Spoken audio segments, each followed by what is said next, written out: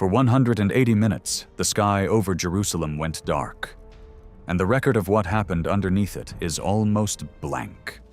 Across all four Gospels, from the moment the light failed to the moment it came back, exactly one sentence survives as spoken. 3 hours, one line. And that line is a question. My God, why have you forsaken me? A man was dying. The sky was dark, and heaven said nothing. Why? Mark gives the darkness in a single sentence and offers no explanation at all. Darkness came over the whole land from the 6th hour until the 9th. Mark 15:33. Matthew repeats it, Matthew 27:45. Luke repeats it and adds that the sun's light failed, Luke 23:44 and 45. 3 separate accounts agreeing on a clock reading, which is rarer in the Gospels than most people assume, and not one of them tells you what caused it. The men who wrote these accounts were not shy about ugly detail. Mark in particular reports things that embarrass his own side. So the blank space in the middle is not squeamishness, and it is not artistry. It looks like the honest shape of a memory that had almost nothing in it. Now let me put you at the place where it happened. Outside the wall, northwest of the Gennath Gate, there was an abandoned quarry. Soft white limestone cut and left, with tombs hollowed into the vertical face where the diggers had stopped. It sat beside a road, and that was not an accident. Rome crucified where people walked. The air smelled of smoke and blood, and neither of those was unusual. Passover was underway. In the temple courts, the channels ran. The wind off the eastern desert carried a fine grit that settled on everything, on the paving, on the shoulders of pilgrims sleeping 4 to a doorway, on the shields of auxiliary soldiers who had marched up from Caesarea with the prefect. Because Rome had learned what this festival did to this city. By the 6th hour of daylight, 3 men had been hanging at that quarry for roughly 3 hours. And then the light went out. To understand why that silence landed the way it did, you have to know that it wasn't the normal condition of the story. It was a change. 3 times in the Gospels, a voice comes from heaven.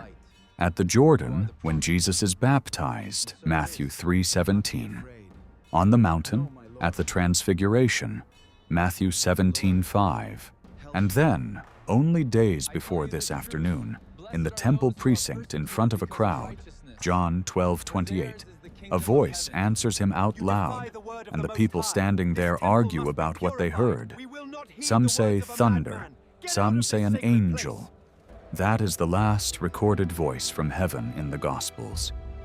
So when the sky darkened over that quarry, the silence was not the background hum of the universe.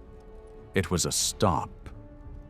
Something that had happened 3 times, publicly, on record, did not happen a 4th, and the man on the cross was the one who noticed. A word about the date, because I would rather be honest than confident. We do not know the year. Pilate was prefect of Judea from the year 26 until his recall around 36 or 37, and Caiaphas was high priest through that whole stretch, so the crucifixion has to fall inside their overlap, on a year when the 14th of Nisan landed on a Friday. That narrows it to a window of roughly 30 to 33, and serious scholars sit at both ends of it. It is a genuinely open question, and I am not going to close it for you. The city, though, we can describe. Jerusalem at Passover was the most crowded place in the Roman East. A resident population the archaeologist Magen Broschi put on the order of 80,000, swollen several times over by pilgrims who slept on the hillsides outside the walls because there was nowhere inside to put them. And dominating all of it, on the eastern side, stood the temple platform. Hung across its main opening was a curtain Josephus describes in the Jewish War, a Babylonian tapestry of blue and scarlet and purple and fine linen, tens of cubits high. Hold that detail. It comes back before the end of this video. Now, the crosses. Crucifixion was not primarily a method of execution. It was a method of publication. Martin Hengel's study of the practice established what the Gospel writers simply assume without stating. This penalty was reserved almost entirely for slaves, rebels, and provincials, and its function was to say something to the people walking past. It was designed to be seen. That is why the quarry was beside a road. And we know it materially, not only from texts. In 1968, at Givat HaMivtar, in the north of Jerusalem, excavators opened an ossuary containing the bones of a man named on the box as Yehohanan ben Hagkol. Vasilios Tsaferis published the find. Through the right heel bone, there was still an iron nail, 11.5 centimeters long, its tip bent because it had struck a knot in the upright and could not be pulled back out. Traces of olive wood still clung to it. That is the only direct physical evidence of a crucifixion victim ever recovered from the ancient world. One man, one nail, one bent tip. Everything else we know about the practice comes from writing. 3 men at the quarry that day. Jesus of Nazareth in the center, and 2 others whom Mark calls bandits on either side. Both of them joined in the mockery at the start, Mark 15:32. Luke 23:39-43 records that one of them changed his mind and received a promise. And that promise, keep this in mind, is the last thing anyone is recorded saying before the light goes. At the foot of it, a Roman officer commanding the detail. He is never named in any gospel. Later tradition attached the name Longinus to a soldier at the cross, but that name comes from the Gospel of Nicodemus, an apocryphal text of the 4th or 5th century, and it does not belong to this man. It is worth being careful, because 2 different soldiers get merged in popular retellings. The officer who makes a confession in Mark 15:39 is not the soldier who pierces Jesus' side in John 19:34. Different gospels, different men, different acts. And standing at a distance, the gospels are specific about the distance, a group of women.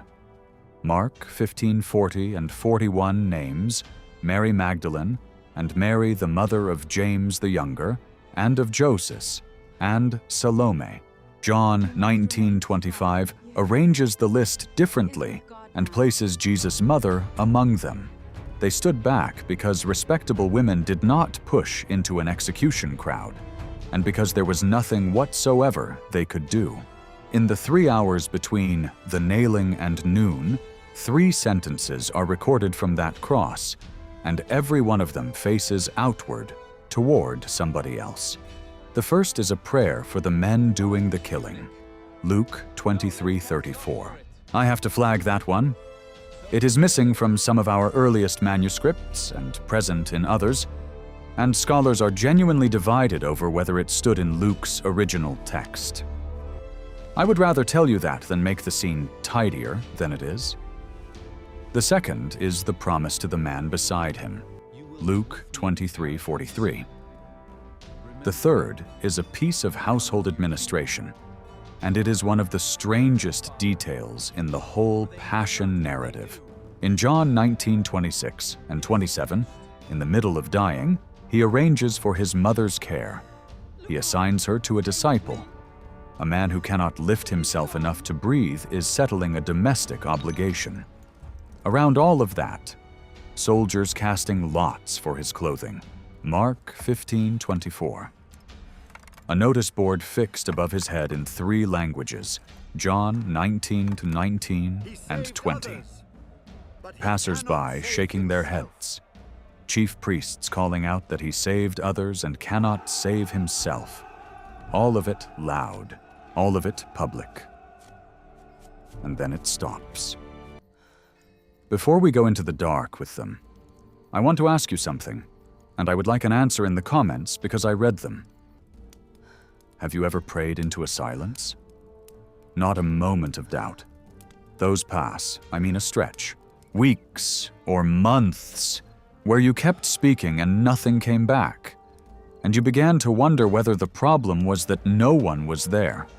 Most people watching this have had one of those stretches and have never said so out loud to anybody. If you have, tell me. You do not have to say what it was about. Just say you have been there. There is a particular kind of company in knowing how many other people have stood in the same dark. And I think it is worth having, because that is exactly where the next 3 hours go. At the 6th hour, the light fails. And I want to deal directly with what caused it, because there is one explanation that circulates constantly, and it is not possible. It was not a solar eclipse. Passover is fixed to the full moon. At full moon, the moon stands on the opposite side of the earth from the sun. A solar eclipse requires the moon to pass between them, which happens only at new moon. The two events are calendrically incompatible. And even setting the calendar aside, the longest total solar eclipse ever observed runs to roughly 7.5 minutes of totality. We are talking about 180. This is not a modern correction. In the early 3rd century, a Christian writer named Julius Africanus records that an author called Thallus had explained the darkness as an eclipse, and Africanus rejects it on exactly this calendrical ground. Let that land. The eclipse theory was proposed and refuted inside the ancient world itself by a man with no telescope and a good calendar. Everything else on offer is speculation, and I will label it as such. A Khamsin, the heavy, dust-laden wind that blows off the eastern deserts in spring and can turn the sky ochre for hours, is meteorologically real and seasonally plausible, and no ancient source connects it to this day. Dense storm cloud, volcanic aerosol from somewhere distant. All modern reconstructions offered to fill a gap the texts leave open on purpose. We cannot even say how far it reached. The Greek phrase in Mark can mean over the whole land or over the whole earth, regional, and the silence of other ancient writers is unremarkable. Global, and that silence becomes a serious problem. The text does not decide it, and I am not going to decide it for the text. And John, the gospel with the most vivid eyewitness detail at the cross, the mother, the disciple, the thirst, the final word, does not mention the darkness at all. Whatever explanation you land on has to account for that, too. But there is a reason the gospel writers report it without explaining it, and I think they expected their readers to catch it. Open the prophet Amos, chapter 8, verse 9. The sun goes down at noon. The daylight is turned to darkness. And read the next line, because the comparison Amos himself reaches for is morning. Mourning, specifically, for an only son. That is a text 6 or 7 centuries older than the afternoon we are describing. And the overlap with Mark's notice is close enough that it is hard to read as accident. I will call that an inference rather than a fact, but it is not a stretch.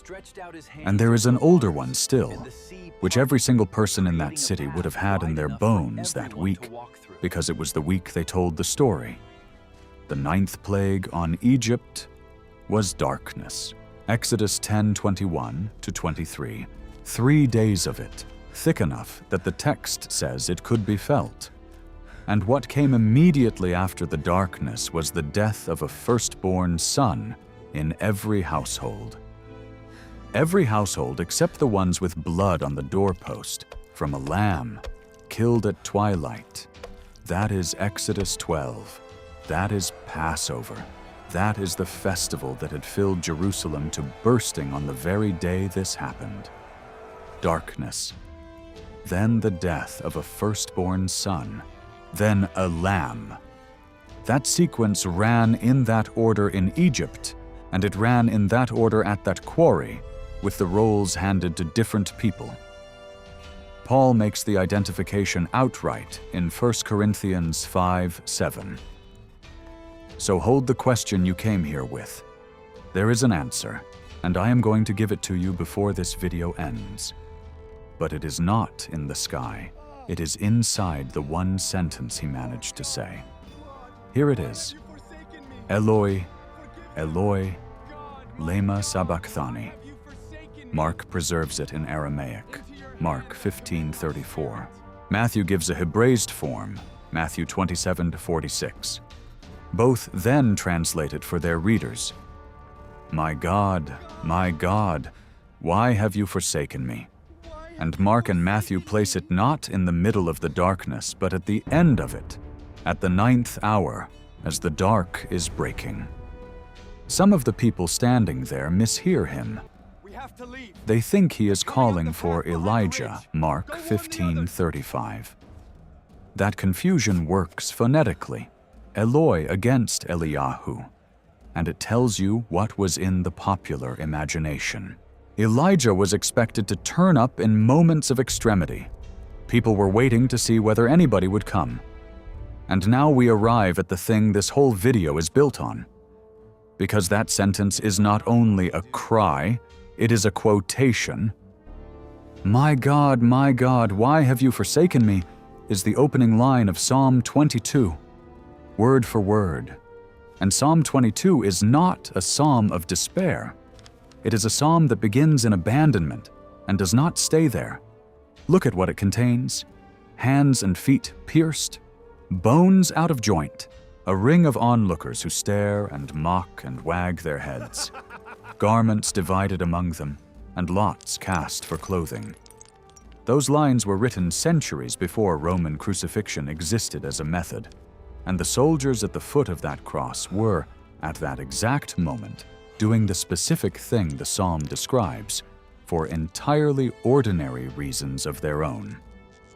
And then, at verse 22, the psalm turns.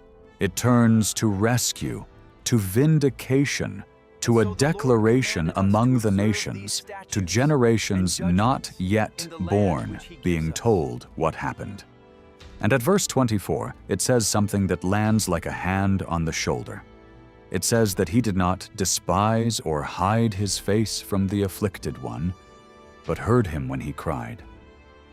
That line is inside the song he was quoting. Understand how this worked in that culture. The Psalms were memorized whole.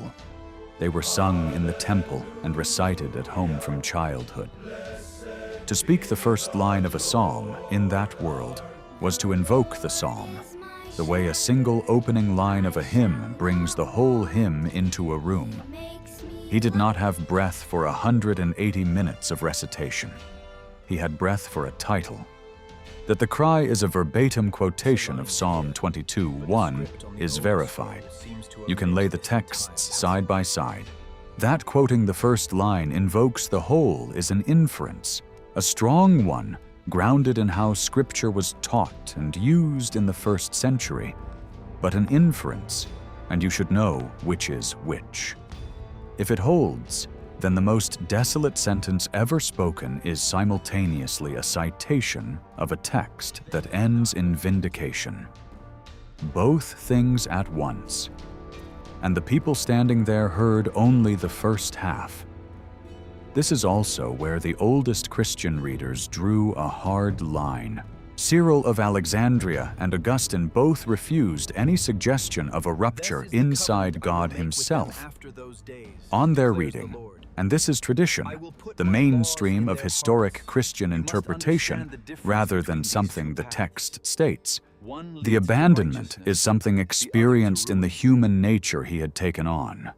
Real, felt, not a tear in the divine life. Which is where I have to be straight with you about the outside evidence, and it will not take long. Flavius Josephus wrote extensively about this period. He records portents before the fall of Jerusalem in the year 70 in lavish detail. Lights around the altar, voices in the sanctuary. he does not mention 3 hours of darkness. Tacitus, writing in Rome, confirms the execution under Pilate in the reign of Tiberius, and says nothing about a darkness either. This channel does not hide that, and does not pad it with the second-hand pagan citations you will see elsewhere, which reach us through chains of lost originals I would not ask you to trust. What we have is the death itself, and the death is where it turns. Crucifixion kills primarily by asphyxiation. Suspended by the arms, the chest locks in the inhaled position. Breathing in is possible.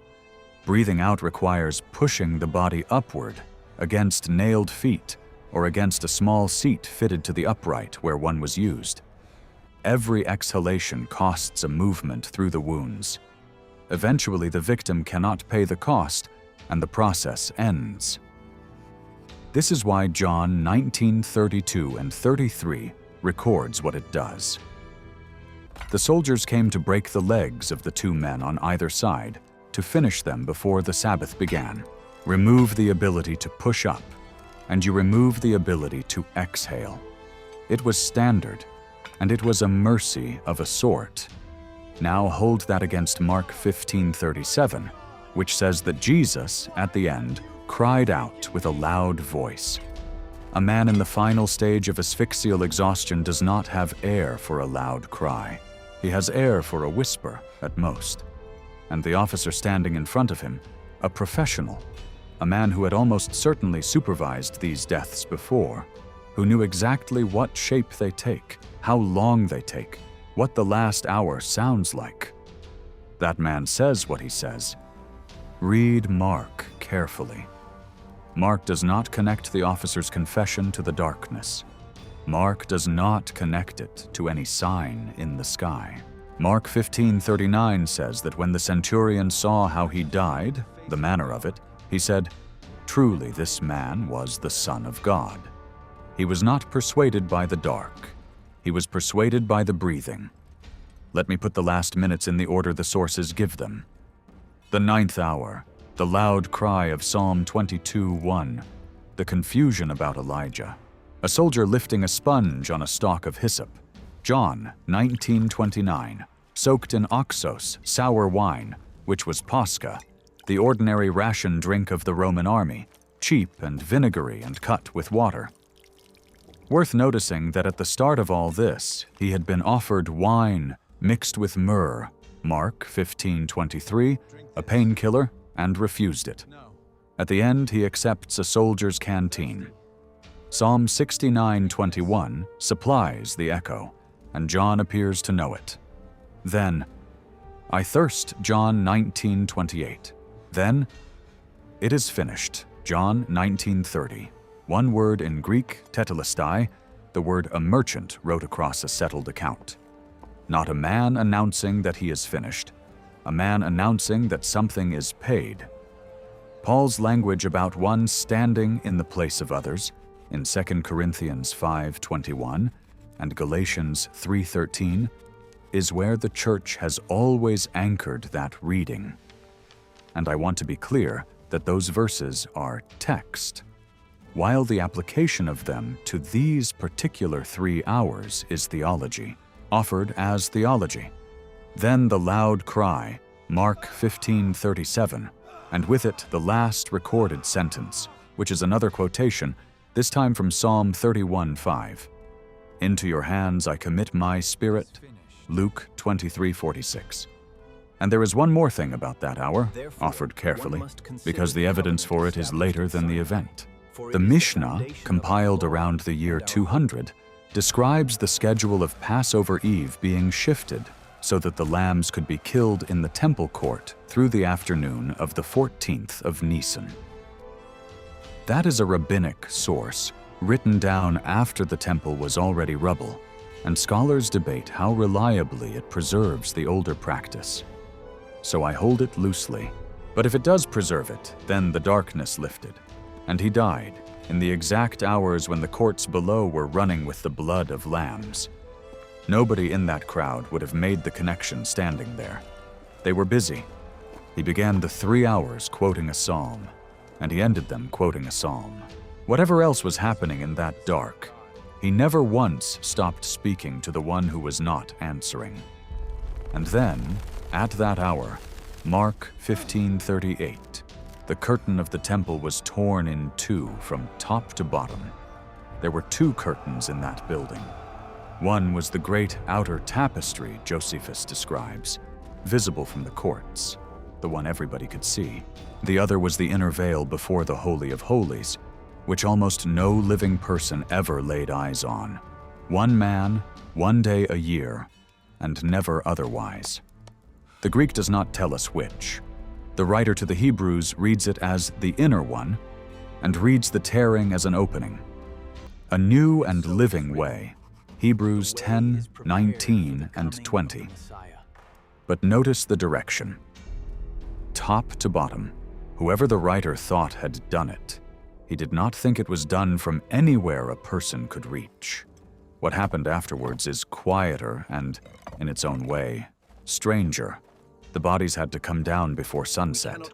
A member of the council named Joseph from Arimathea went to Pilate and asked for the body, which took nerve, since he was asking a Roman prefect for the corpse of a man executed for sedition, and doing it as a member of the body that had handed him over. He got it and laid it in a tomb cut into rock, which, incidentally, is exactly what happened to Yehohanan ben Hakol, the man whose heel bone we have. Crucified, and then buried by somebody. The women who had stood at a distance watched where he was put. Mark 15:47. They noted the location. They were planning to come back. And then the sun set, the Sabbath began, and nothing happened at all. That is the part of this story almost nobody tells, and I think it is the part most of you actually live in. Not the crisis, the day after the crisis. A full day, sunset to sunset, with no voice, no sign, no appearance, no explanation, and nothing to do. The Gospels record no events for that Saturday because there were none. It is the longest silence in the entire account. It is longer than the 3 hours by a factor of 8. And everyone who had followed him spent it believing they had been wrong about everything. So, why was God silent while his Son died? Here is the answer I promised you, and it is not mine. It is stated outright in the New Testament, and it changes the shape of the question rather than dissolving it. Hebrews 5:7 says that in the days of his flesh, he offered up prayers and pleas, with loud cries and tears, to the one who was able to save him from death, and that he was heard. Heard. Not answered in a way anyone watching would have recognized, not answered on the timetable anyone wanted, but heard. Put that beside Psalm 22:24, the verse sitting inside the very psalm he quoted, which says the face was not hidden, and the cry was heard.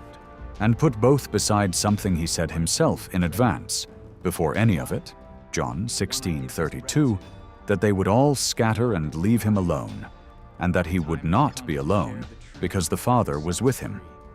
He said it before it happened. He knew what it would feel like, and he said in advance that the feeling would not be the fact. That is the distinction I want to leave you with, because it is the whole thing. The texts describe a silence. Not one of them describes an absence. Those are not the same. The difference between them is the difference between a closed door and an empty house. Now, let me make this personal, because I do not think you clicked on this video for meteorology. Some of you are in your 3 hours right now. A diagnosis that came back worse than expected. A marriage running on fumes. A child who does not call. A grief everyone else has finished processing and you have not. And you have prayed about it. And the sky has been exactly as responsive as it was over that quarry. I am not going to tell you the silence means something you can work out. The people standing at the foot of that cross could not work it out either, and they were closer to it than you or I will ever be. His own followers spent an entire Sabbath certain they had wasted 3 years of their lives. What I will tell you is the one thing the account actually shows you. The man inside that silence never stopped talking. He addressed it. My God, that is still my God. He kept using the possessive while receiving nothing back. And whatever else that afternoon accomplished, it means that the experience of praying into a closed sky is no longer something God has only observed from outside. Hebrews 4:15 is blunt about it. He has been in the room. The answer, when it finally came, did not come as a voice from the sky at all. It came, on the first day of the week, as an empty space in a rock where a body had been. And when Peter stood up in that same city 7 weeks later, he reached for a prophecy from Joel about a son turned to darkness, Acts 2:20, and read that Friday backwards from the far side of it. He could only see what the darkness had been once he was standing past it. So here is my question for you, and I want it in the comments underneath this video. Not the earlier one, a different one, and a harder one. What have you stopped saying because you assumed no one was listening? There is something you used to bring up and do not bring up anymore. You did not decide to stop. You just stopped. Tell me what it is, or tell me there is one without naming it. And let this be the day it gets set again into what may only look like an empty room. And if there is someone in your life sitting in their own Saturday right now, the day after the worst thing, with no answer in sight, send them this. Not as an explanation. They do not need an explanation. Send it so they know the silence they are standing in has been stood in before by someone who kept speaking anyway. If this is the kind of history you want more of, sources named, disputes admitted, gaps left open instead of filled in with invention, then subscribe, because that is what we do here every week. 1st century Jerusalem, reconstructed from what the evidence will actually bear. 3 hours of darkness over a quarry outside a city wall. 1 sentence recorded. And that sentence turned out to be the first line of a song that ends with the nations being told. The people standing there heard the question. They did not yet know they were listening to a quotation.